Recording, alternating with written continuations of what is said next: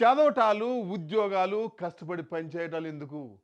కూర్చొని కోట్లు ఎలా సంపాదించాలో నేను చెబుతా. ట్రై చేయండి. జ దెబ్బకు కోటీశ్వరులు అయిపోతారు. పెట్టుబడి లేని పని కాస్త కష్టతరమైన పనే. బట్ కోట్లు వచ్చేటప్పుడు ఆ మాత్రం కష్టపడాలి కదా. ఇక్కడ ఒక రిస్క్ ఉంది. పొర్రపాటున దొరికారనుకో జింతాత చితా చిత జింతాత చింతకాయ పచ్చడి. ఇంతకీ అదేంటంటే ఇంకా అర్థం కాలేదా? అలా చేస్తే కోటీశ్వరులు అయిపోతారంటే నేనెందుకు ఇలా క్రైమ్ షో చేసుకుంటూ ఉంటా?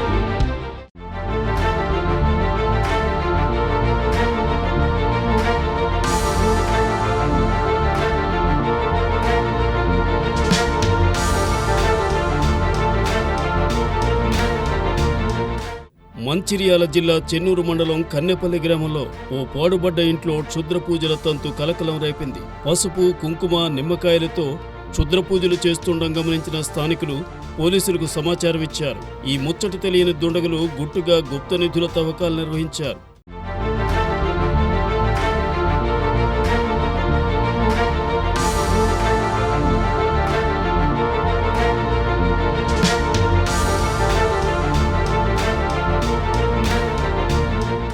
గుప్త నిధి జాడ సంగతేమో కానీ పక్కా టైమింగ్తో కాకిలు సీన్లోకి ఎంట్రీ ఇచ్చారు.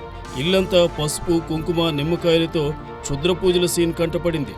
లోనికి వెళ్తే తవ్వకాలు జరుగుతున్నాయి. రెడ్ హ్యాండెడ్గా 4 వ్యక్తులను అదుపులోకి తీసుకున్నారు పోలీసులు.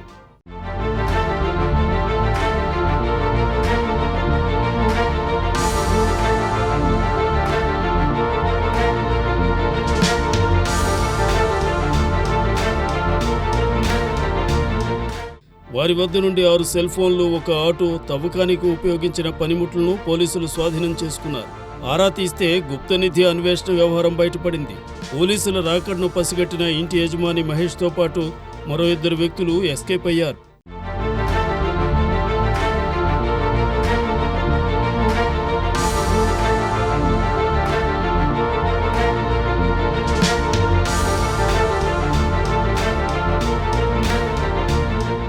ఇక ఆదిలాబాద్ జిల్లా ఇచ్చోడ మండలం సాకెర గ్రామంలో కూడా ఇలానే గుప్త నిధుల కోసం ఓ పొలంలో తవ్వకాలు జరిపారు.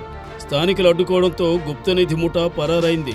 తక్కువ సమయంలో కోటీశ్వరులవ్వాలనే అత్యాశతో కొందరు గుప్తనిధుల ముఠా ట్రాప్లో పడుతున్నారు. అత్యాశకు పోతే నిండా మునగడం ఖాయం. అలాంటి ముఠాలను నమ్మొద్దన్నారు పోలీసులు.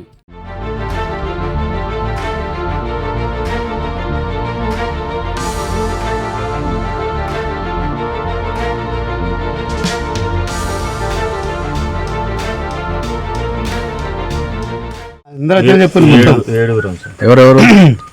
మేము 4, అదొకటి మహేష్ ఓనరు. మహేష్ వాళ్ళ ఇద్దరు వాళ్ళు రాలే, లోపల దాకా రాలే, బయట ఉన్నారు వాళ్ళే. అక్కడ వాళ్ళు ఎక్కడ వాళ్ళు? వాళ్ళు ఎక్కడ ఉన్నారు వాళ్ళకి. ఇప్పుడు మీ 4 దొరికిందా?